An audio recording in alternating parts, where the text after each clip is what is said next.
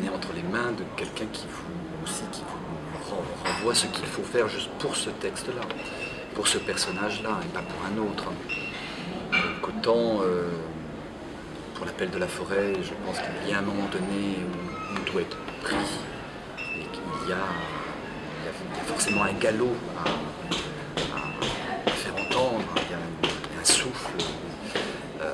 Autant, je ne sais pas si c'est pour lire un roman de Marguerite Duras, je pense qu'il faut une voix beaucoup plus étale et le moins incarné possible. Maintenant, qu'est-ce que ça veut dire incarné, pas incarné? Ça me fait penser à Jouvet, hein, le personnage désincarné. C'est des lambeaux de personnages, moins qu'un personnage lui-même que l'on interprète.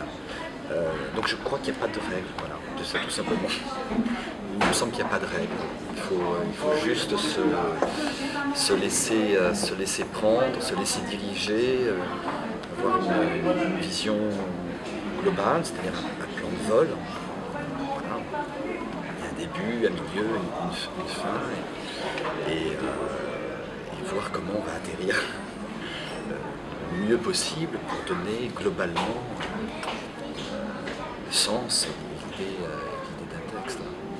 J'aime bien cette idée de changer en tous les cas. On trouve une voie, on trouve un rythme, de ne pas être forcément sur son propre rythme à soi naturel. Ce que je viens de décrire, enfin, le rapport de chaque comédien est différent aussi.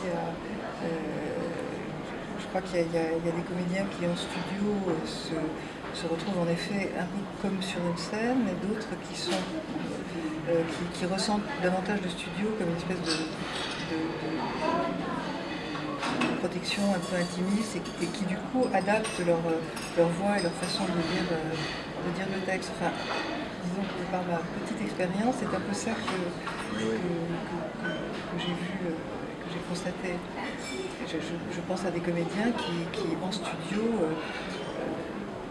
gesticulent, c'est pas du tout au sens péjoratif, enfin ils sont en train de jouer. Enfin, je dirais pas de nom, mais c'est très amusant, et d'autres qui au contraire on sent que la lecture leur donne une sorte d'envolée différente. Enfin, la nature du texte quand même. Oui, la nature du texte y est beaucoup, tu as bien sûr raison, mais néanmoins il y a quand même des manières de faire. Il y a aussi des natures d'acteurs.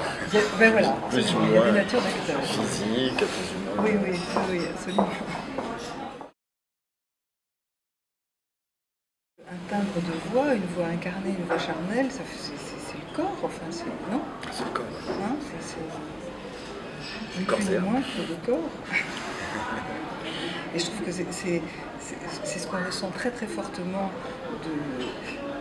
comme un plus, enfin, autre chose par rapport à un texte lu en lecture silencieuse, c'est justement cette intervention du corps d'un autre, enfin de la présence d'un autre. C'est la voix qui donne la présence. C'est ça qu'on cherche à entendre quand on écoute un radio. C'est cette présence. Un vrai cadeau.